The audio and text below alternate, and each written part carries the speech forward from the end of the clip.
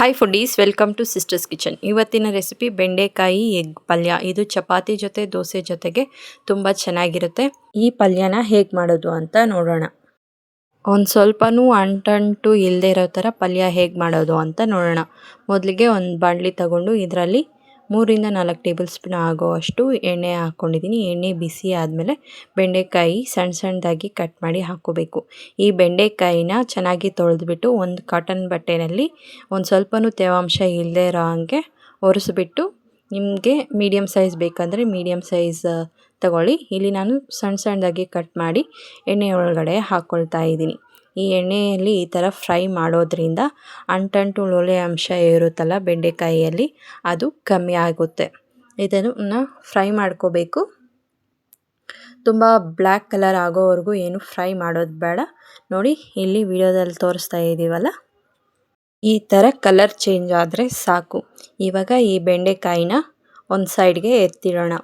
ಇನ್ನೊಂದು ಬಾಣಲಿ ತಗೊಂಡು ಅದರಲ್ಲಿ 2 ಟೇಬಲ್ ಸ್ಪೂನ್ ಆಗೋವಷ್ಟು ಎಣ್ಣೆ ಹಾಕ್ಕೊಂಡು, ಎಣ್ಣೆ ಬಿಸಿ ಆದಮೇಲೆ ಸ್ವಲ್ಪ ಸಾಸಿವೆ ಸೇರಿಸ್ಕೋಬೇಕು. ಸಾಸಿವೆ ಸಿಡಿದ್ಮೇಲೆ ಇದಕ್ಕೆ 2 ದೊಡ್ಡ ಸೈಜಿನ ಈರುಳ್ಳಿನ ಸಣ್ಣದಾಗಿ ಕಟ್ ಮಾಡಿ ಹಾಕ್ಕೋಬೇಕು. ಇಲ್ಲಿ ನಾವು ಮೊಟ್ಟೆನ ಸೇರಿಸ್ತಾ ಇರೋದ್ರಿಂದ ಸ್ವಲ್ಪ ಈರುಳ್ಳಿ ಜಾಸ್ತಿನೇ ಹಾಕ್ಕೊಳ್ಳಿ, ಚೆನ್ನಾಗಿರುತ್ತೆ.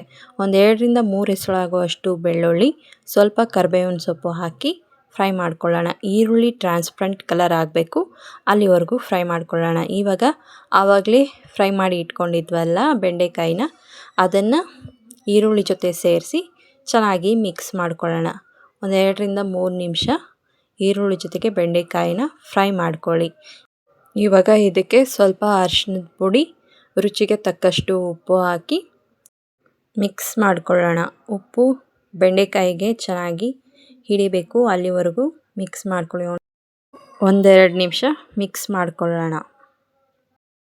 ಈಗ ಇದಕ್ಕೆ ಸ್ವಲ್ಪ ಗರಂ ಮಸಾಲ, ಸ್ವಲ್ಪ ಜೀರಿಗೆ powder, Kashmir red chilli powder, 1 tea spoon ಆಗೋ ಅಷ್ಟು, 1 ಟೇಬಲ್ ಸ್ಪೂನ್ ಆಗೋ ಅಷ್ಟು ಧನಿಯಾ ಪೌಡರ್ ಹಾಕ್ಕೊಂಡು ಮಿಕ್ಸ್ ಮಾಡ್ಕೊಳ್ಳೋಣ.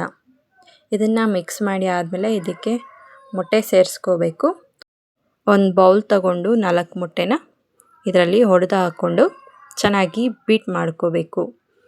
ಈ ಥರ ಮಾಡೋದ್ರಿಂದ ಎಗ್ಗು ಬೆಂಡೆಕಾಯಿ ಜೊತೆ ಚೆನ್ನಾಗಿ ಮಿಕ್ಸ್ ಆಗುತ್ತೆ. ಅದು ಅಲ್ಲದೆ ಡೈರೆಕ್ಟಾಗಿ ಹೊಡೆದು ಹಾಕಬೇಕಾದ್ರೆ ಎಗ್ ಶೆಲ್ಲು ಬಿದೋಗೋ ಚಾನ್ಸ್ ಇರುತ್ತೆ.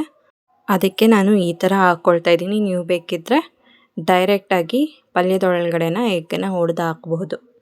ಈಗ ಪಲ್ಯ ಮಧ್ಯದಲ್ಲಿ ಸ್ವಲ್ಪ ಜಾಗ ಮಾಡಿ ಬೀಟ್ ಮಾಡ್ಕೊಂಡಿದ್ವಲ್ಲ ಆ ಎಗ್ನ ಅದಕ್ಕೆ ಸೇರಿಸ್ಕೊಳ್ಳೋಣ. ಇದನ್ನು ನಿಧಾನಕ್ಕೆ ಮಿಕ್ಸ್ ಮಾಡ್ಕೊಳ್ಳಿ, ಕೈ ಬಿಡದೆ ಇರೋ ಥರ ಮಿಕ್ಸ್ ಮಾಡ್ಕೊಳ್ಳಿ. ಇಲ್ಲ ಅಂತಂದರೆ ಮೊಟ್ಟೆ ತಳ ಹಿಡಿದು ಬಿಡುತ್ತೆ, ಸೀದೋಗುತ್ತೆ.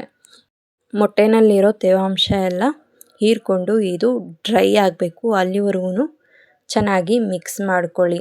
ನೋಡಿ, ಇವಾಗ ವಿಡಿಯೋದಲ್ಲಿ ತೋರಿಸ್ತಾ ಇದ್ದೀವಲ್ಲ, ಪಲ್ಯ ಆ ಥರ ಡ್ರೈ ಆಗುತ್ತೆ. ಈಗ ಇದಕ್ಕೆ ಸ್ವಲ್ಪ ಕೊತ್ತಂಬರಿ ಸೊಪ್ಪು ಹಾಕ್ಕೊಂಡು ಮಿಕ್ಸ್ ಮಾಡ್ಕೊಳ್ಳೋಣ. ಪಲ್ಯ ಈಗ ರೆಡಿಯಾಗಿದೆ. ನಾನು ಇದನ್ನು ದೋಸೆ ಜೊತೆ ಸರ್ವ್ ಮಾಡ್ಕೊಳ್ತಾ ಇದ್ದೀನಿ. ಇದು ಚಪಾತಿ ಜೊತೆ ತುಂಬ ಚೆನ್ನಾಗಿರುತ್ತೆ. ಲಂಚ್ ಬಾಕ್ಸ್ಗೆ, ಬ್ರೇಕ್ಫಾಸ್ಟ್ಗೆ ಎಲ್ಲ ಈ ರೆಸಿಪಿ ತುಂಬ ಚೆನ್ನಾಗಿರುತ್ತೆ. ನೀವು ಈ ರೆಸಿಪಿ ಟ್ರೈ ಮಾಡಿ ಹೇಗಿತ್ತು ಅಂತ ಕಮೆಂಟ್ ಮಾಡಿ. ಈ ವಿಡಿಯೋ ನಿಮಗೆ ಇಷ್ಟ ಆದರೆ ನನ್ನ ಚಾನಲ್ನ ಸಬ್ಸ್ಕ್ರೈಬ್ ಮಾಡಿ, ಲೈಕ್ ಮಾಡಿ, ಕಮೆಂಟ್ ಮಾಡಿ, ಶೇರ್ ಮಾಡಿ.